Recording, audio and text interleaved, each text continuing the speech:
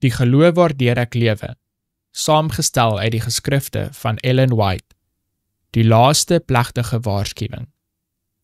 En 'n derde engel het hulle gevolge met 'n groot stem gesê, as iemand die dier in sy beeld aanbid en 'n merk op sy voorhoof of op sy hand ontvang, sal hy self ook drink van die wyn van die grimmigheid van God, wat ongemeng ingeskenk is in die beker van sy toorn, en hy sal gepynig word met vuur en swaal voor die heilige engele en voor die lam.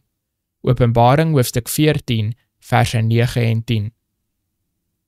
Toe die bediening van Jesus in die heilige plek afgesluit het, en hy die allerheiligste binnegegaan het, en voor die ark met die wet van God gestaan het, het hy nog 'n magtige engel met 'n derde boodskap aan die wêreld gestuur. Hierdie boodskap was bedoel om die kinders van God op hul hoede te plaas, deur hulle die uur van versoeking en angs te wys wat voor hulle lê. Hierdie simbool, die dier, soos die meeste protestante geglo het, verteenwoordig die pausdom.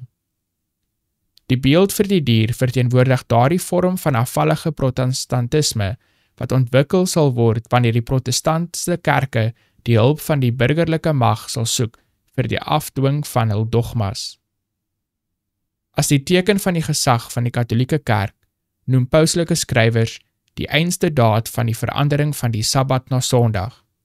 Wat is dan die verandering van die Sabbat, anders as die teken of merk van die gesag van die Rooms-Katolieke Kerk, die merk van die dier?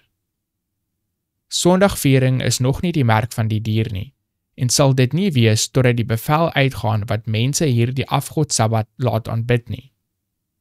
En dit is eers wanneer die saak duidelik voor die mense gestel word, en hulle gebring word om te kies tussen die gebooie van God en die gebooie van mense, dat diegene wat in oortreding voortgaan, die merk van die dier sal ontvang. Wanneer God waarskuwings aan mense stuur, wat so belangrik is dat hulle voorgestel word as verkondig deur heilige engele wat in die middel van die hemel vlieg, vereis hy dat elke persoon wat met redenasie vermoëns toegerus is, op die boodskap ag slaan.